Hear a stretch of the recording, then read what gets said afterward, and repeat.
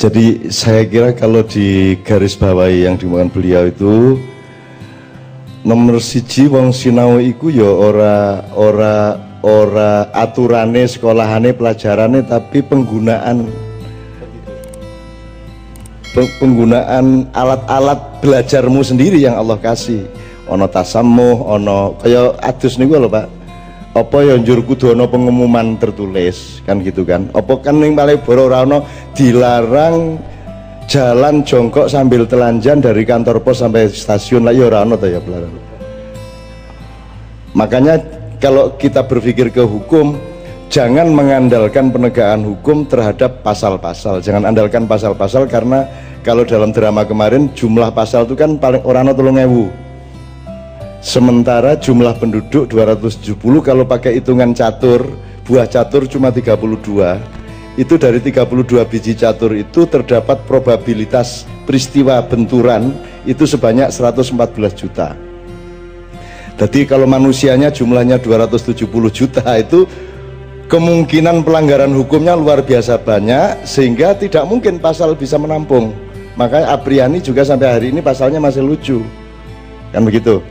Maka yang harus diandalkan oleh penegak hukum bukan pasal. Pasal itu salah satu alat saja yang belum tentu berguna. Andalan utamanya adalah nurani dia, kolbu dia, tasamuh dia, akal sehat dia, kan begitu. Itulah yang harus dibawa oleh hakim ke pengadilan, bukan pasal-pasal. Jadi nek sono pasal ora perlu hakim, nek andalane pasal. Wis cukup anggar pasalnya dipahami bersama, nek ngono hukumane semene gak ditandatangani bareng beres, rasa hakim, rasa proses. Kalau ada hakim, maka hakim itu bisa menciptakan pasal secara mendadak berdasarkan apa yang dia hadapi, yang kemungkinan belum ada jurisprudensinya. Nah, jurisprudensi kan artinya ketika ada pengadilan tertentu yang sebelumnya belum pernah ada, kemudian menjadi wacana baru, itu yang disebut jurisprudensi. Saya dulu soalnya kuliah fakultas hukum, itu makanya saya mengerti soal gini dikit-dikit gitu. Terus jadi beliau tadi menggarisbawahi soal yang seperti itu. Nek kue orang gabungke metode pesantren karo metode sekolahan, kok gitang uripe kan gitu. Gitang itu apa ya? Gitang itu orang jomplang. Gitang ora ono bahasa Indonesia nih. Gitang ora ono. Timpang ya seje. Nek timpang itu dua kaki ning ora padha dawane. Kuwi timpang. Nek gitang iki sikile siji. Kan gitu, Pincang dua kaki tapi pincang bisa. Bingung tanah bahasa, karena semua bahasa kita itu tidak ada yang memenuhi syarat. Maka gini, sekarang sambil membahas ini, saya di PRI oleh Mbak Lisa soal universitas. Ini namamu siapa, Dek? Raharjo. Apakah kamu Raharjo? Ini pertanyaan saya, ini beneran, apa kamu Raharjo? Kue kira aja jare bapakmu. Lho, lha KTP neng apa kue? Kue lak mergole marapi bapakmu nang kowe. Apa Raharjo kue sing dimaksudi Gusti Allah tentang kue? Urung mesti ta? Kue lak jarene bapakmu. Jadi dirimu bukan Raharjo. Nah, maksud saya pendidikan itu sederhana. Di samping taklim ada takrif. Iki ilmu nahdien ya. Selama ini kan kita cuma punya majelis taklim, tidak punya majelis takrif. Padahal kalau Anda sudah mencari dirimu, kan katanya jadi manusia seutuhnya. Biar kowe ora ngerti awakmu harus dadi menungso utuh, wong kowe dhewe ora ngerti awakmu. Rumangsamu kowe Raharjo, kowe lak jare bapakmu. Kan gitu. Bener ora kuwi, Dik? Itu kowe jare bapakmu, nek kowe dhewe kon gawe jeneng sapa kira-kira? Ada ta? Siji ta? Jadi dirimu bukan Ahmad, bukan Raharjo, bukan semua itu. Dirimu itu dibikin tertutup. Begitu kowe duwe bapak ibu, begitu kowe mlebu TK, begitu kowe kuliah, sekolah, awakmu ditutupi. Nah, jane tugas sekolah adalah buka tabir ben kowe ngerti sapa kowe. Man arafa nafsahu faqad arafa rabbahu. Nah, sekolah itu tugasnya itu memberi alat supaya arafa nafsahu. Ngono kuwi janjane, mergo kowe iki digawe lali. malah sekolahan malah nutupi kuwi wis Raharjo ditambah dokter Andes ditambah dokter ditambah kepala dinas ditambah macam-macam toh ketutupan meneh kuwi dudu kowe kuwi yang gue arep turu gue dieling-eling ya iya ya janjane ya dudu kuwi ming asbak iki gedang lak jareku takono gedange dhewe bisa enggak Nabi Sulaiman iso lho ngomong karo kabeh lho. Ngomong karo semut lho, semut lak jare menungso, kuwi lak jeneng saka menungso. Semute dhewe lak luwih duwe hak untuk menyebut dirinya. Dan Allah lebih punya hak lagi untuk dia yang menciptakan. Kan gitu. Nah, ini yang namanya majelis ta'rif. Karena di situ tidak dikatakan man alima nafsahu faqad alima rabbahu, tidak, tapi man arafa nafsahu faqad arafa rabbahu. Pendidikan tidak ada gunanya kalau tidak mengantarkan Anda kepada pengenalan tentang dirimu sehingga kembali ke Tuhanmu. Jadi ra penting asline kowe nyambut gawe ning ndi. Sing penting kowe ngerti kowe apa ora. Aja rumangsamu kowe ketua partai, kowe mak parkiran sedelet. Engko kowe ditagih nang bayimu dhewe, kowe ditagih. Ngono lho. Jadi Arafah sama Alima kan beda. Selama ini kalau urusan-urusan yang sifatnya mengenali karakter building tadi itu Arafah bukan Alima. Maka Ibnu mulai sekarang punya majelis ta'rif, tidak hanya majelis taklim. Nah, iki fatwa lho iki. Fatwa lho iki ya, ngono ya. Oke. Sama dengan mbak sudah daripada lu ngurusin wong saiki pendidikan ini proyek tok to ya. Ku ganti meneh bar departemen saiki kementerian. Sumben dadi apa meneh kuwi biayane berapa ratus miliar itu mek ganti satu kata itu. Jane padha wae. Wis ngono kuwi. Ning diganti-ganti jenenge meng dienggo nutup-nutupi, menciptakan hijab-hijab. Tanya sama Pak Kiai. Sesungguhnya yang paling utama dari proses orang hidup yang mendidik dirinya untuk mencari sesuatu yang sejati adalah menguakkan hijab. Jadi ketika Rasulullah dibelah dadanya oleh Jibril, itu sedang dicopot, dikelupas hijab-hijabnya Rasulullah, sehingga Rasulullah ngerti persis semuanya. Iki nek tak critakno dawa ning urung wayahe lho kowe ya. Urung wayahe kowe se anu lah kowe se. Kowe kan urung anu saiki. Dari semua yang Anda tanyakan tadi siapa ya, si Mas sana tadi ya, yang mahasiswa universitas ya. Ini memang kan belang bonteng ora karu-karuan epistemologinya. Universitas yo husnudzon lah. Ini PAP pancen karakter building arafa nafsahu faqat maka arafa rabbahu, ya memang universitas bener, cuman aplikasinya dan kemudian istiqomahnya tidak terjadi. Akhirnya kan yang ada kan sarjana fakultatif, tidak ada sarjana universitas, ya toh? Meskipun ditandatangani sebagai sarjana universitas, tapi kan hanya ada sarjana fakultas, ilmunya fakultatif. Kalau nganggo coro kampung ya Pak Mas Duki, nek coro kampung kan ono wong sing ngerti sidik, yang tahu sedikit tentang sedikit hal, ada orang tahu sedikit tentang banyak hal, ada orang tahu banyak tentang sedikit hal, dan ada orang tahu banyak tentang banyak hal. Nek sarjana itu tahu banyak tentang sedikit hal. Nek sarjana fakultas sarjana fakultatif adalah seperti yang ada sekarang, tahu cukup banyak tentang sedikit hal. Nek sarjana universitas tahu banyak tentang banyak hal, termasuk dirinya. Saiki ki wong ngerti sembarang ning orang mudeng awake dhewe.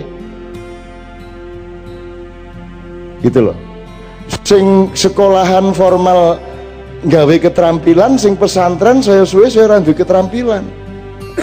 Sing pinter keterampilan ra iso ngaji, sing pinter ngaji ra iso ngliwet. Kan begitu. Apal Quran tapi gak iso nimbo. Lah susah. Kalau di pesantren yang asli apa wae iso. Apa wae ning pesantren ki umbah-umbah iso, nimbo iso, macul iso, pencak iso, apa wae iso. Insan kamil kalau pesantren aslinya dulu. Gitu loh. Nah, jadi di antara semua ini universitas itu karepe apik lah gitu aja deh. Cuman memang dia tidak punya formulasi dan konstruksi untuk bisa menerapkan filosofi dari yang disebut universitas. Itu ya jawaban singkatnya. Ya ngapuronen ora apa-apa, jenenge wong golek duwe karep ning ora kelakon. Kaya kowe arep rabi sapa lah ya ora kelakon, akhire wis kepaksa rabi karo sing hijine. Ngono kae to ya, nek karepmu lak karo Luna Maya to ya. Iya apa ya kelakon, terus olah kedisian karo Ariel ya to, njur kowe lara ati dhewe. Njur kowe mangkel, ngono njur browsing. Wes. Cah-cah iki jane. Cah nom ngono Pak. Kita sudah tua ndak gitu-gitu Pak ya. Nah, tapi di antara semua kata-kata dan istilah dari dunia pendidikan ini sing aku seneng ki murid. Ki nyenengke murid kuwi. Dan itu siapa dulu penciptanya? Kalau ada penelitian bagus banget itu. Sopo ya sing gawe kata murid iki biyen, meskipun ora dijangkepi kudune gurune apa nek sing sinau iki murid, gurune kan murad nek bahasa Arab. Aroda yuridu muridan kan itu wahwa murad kan gitu. Wadzaka murad kan gitu kan. Jadi orang yang punya iradah, orang yang bergerak didorong oleh iradahnya, dia disebut murid. Orang yang punya gairah belajar, punya minat untuk sinau, itu namanya murid. Dan itu sangat berkaitan dengan ciptaan dasar Allah, yaitu iradah. Jadi Allah itu bikin cahaya, bikin cinta, dan iradah. 3 itu. Cahaya itu nur, nek kue kleru dadi nar, gitu. Terus rahmat, cinta itu rahmat, diterapkan apik karo kabeh ya, termasuk orang yang membencimu kamu cintai dan dia akan hancur karena cintamu, kebenciannya juga akan berubah menjadi cinta yang lebih besar kepadamu. Kemudian dengan bekal cahaya dan cinta itu kamu berjalan dengan irodahmu, menjalankan irodahmu akan dikontrol oleh nur dan rahmat.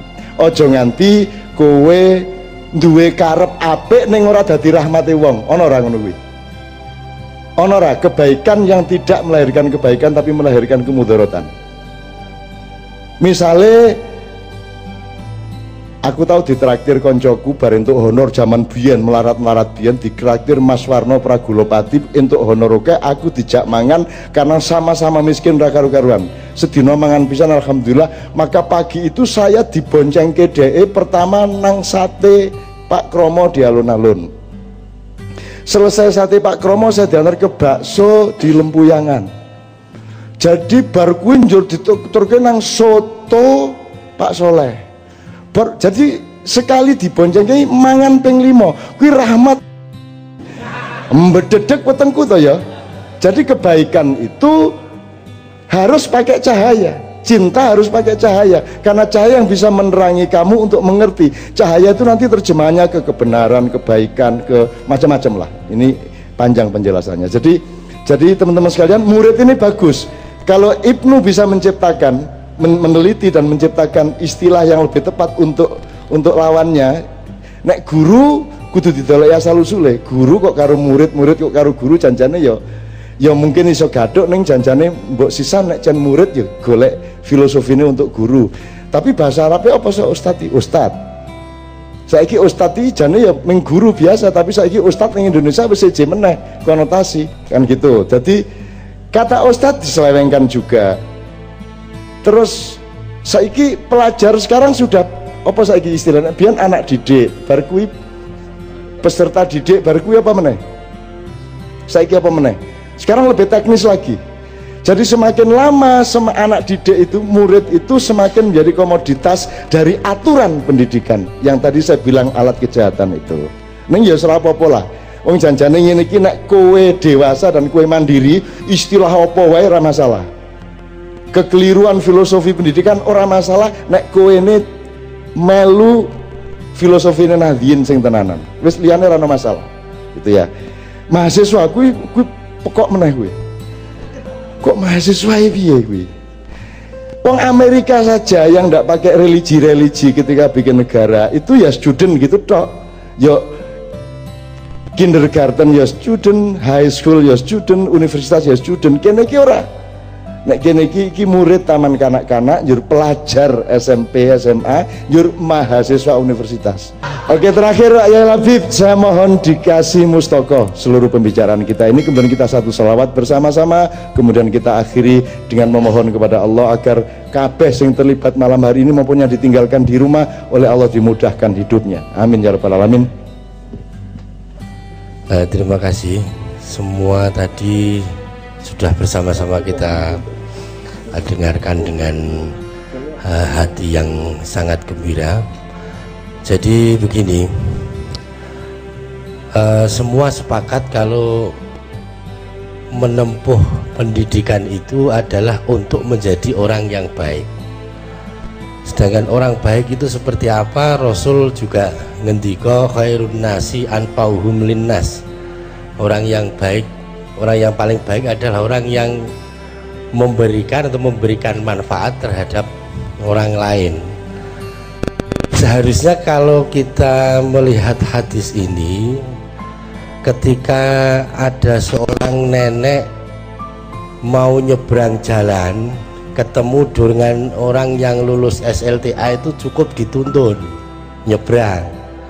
Kalau ada seorang nenek mau nyebrang jalan ketemu dokter, harusnya digendong, tidak hanya dituntun. Lah ini anfa'uhum linnas itu begini. Lah kenapa sekarang Indonesia seperti ini? Itu sebab dibalik sana, bukan anfa'uhum linnas, tapi mengambil manfaat yang sebesar-besarnya dari manusia. Semakin tinggi pendidikan seseorang, semakin memikir bagaimana bisa memanfaatkan banyak orang untuk kebutuhan untuk dirinya sendiri. Untuk itu IPNU IPPNU harus tetap konsisten dengan para ulama terdahulu, di mana beliau-beliau semangatnya sama, adalah memberikan manfaat terhadap orang lain.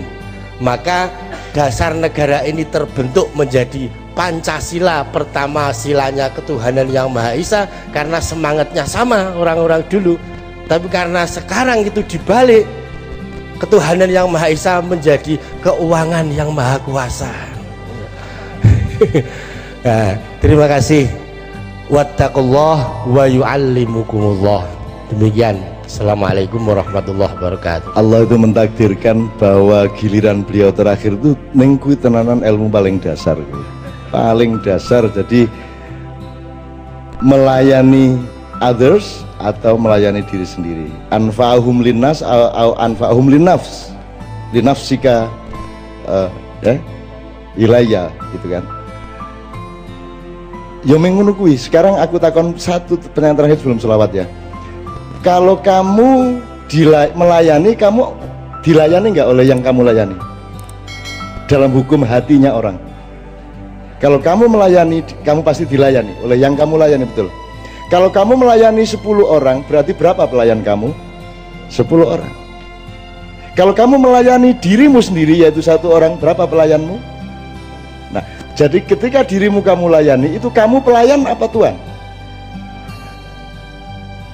Wis pelayan tur nang awakmu dhewe, jadi kepelayanannya tidak bermanfaat juga nang awakmu dhewe. Kan gitu. Ketika Anda umroh supaya terus di sana berdoa supaya naik pangkat atau supaya dagangan laris, itu Anda sedang melayani Allah apa sedang melayani kepentinganmu? Kepentinganmu. Jadi kenapa kapitalisme itu melayani dirinya sendiri? Kenapa tidak anfa'ahum linnas? Rasulullah mengajarkan ekonomi yang luar biasa. Semakin banyak kamu melayani, semakin kamu banyak pelayan. Jadi badine luwih akeh ndi? Ngelayani awakmu apa ngelayani wong akeh? Badine luwih akeh ta? Secara ekonomi juga. Jadi agama itu ilmu tertinggi dari prinsip ekonomi. Karena begitu kita melayani sebanyak mungkin orang, kita juga mendapat pelayan sebanyak yang kita layani. Apik banget aku. Dan swarga kuwi isine adalah orang yang melayani orang lain, yang anfa'uhum linnas. Nek neraka isine adalah anfa'uhum linafsihi. Dan neraka kuwi aku usul nang Gusti Allah, rasa dikai geni ra apa-apa. Rasa dikai setrika geni, rasa dikai pokoke sing nyisa rasa. Kuwi cukup wonge wis cukup. Mergo mereka akan menjadi siksaan satu sama lain. Karena mereka isinya adalah orang yang selalu melayani dirinya sendiri. Mesti mengroyokan, gelut, jogal-jogalan teman-teman ya toh. Jadi akan menjadi mereka sendiri adalah neraka. Jadi kowe kondo karo wong sing senengane melayani dirinya sendiri tok untuk kepentingan diri kondo, kowe ora tak dongake mlebu neraka le. Mergo kowe dhewe iki neraka wisan. Ngono ya ceritanya ya. Gitu ya teman sekalian ya. Oke. Mudah-mudahan pendidikan adalah menciptakan surga, merintis surga sejak sekarang karena Anda adalah anfahum linnas. Saya kira itu ilmu yang paling cetha, rumusan yang paling sederhana saking Rasulullah nggih. Jadi Rasulullah itu seperti yang dingendikake Bapak Mas Duki tadi, wis kowe pokoke melu wong siji kuwi wis cetha welo-welo penak, shortcut langsung ke ridho Allah. Nek kowe ora melu Kanjeng Nabi, kowe kudu melu birokrasine Jibril. Kudu ngene antri, nggawa KTP macam-macam. Nek melu Kanjeng Nabi dapat privilege. Privilege asuransi, shortcut, jalan tol menuju Allah. Itu yang namanya syafaat. Ngono lho, Re. Nah, mulane wis to selawatan sing akeh. Ora apa-apa yang ketok ngap-ngap malaikat wis seneng ae selawatane. Guys, mau ketok wis lumayan lah guys. Pokoknya partisipasinya jelas gitu ya. Ora ketang yang pas sholatullah nu banter ya bener ning begitu rada referen wis mulai awal.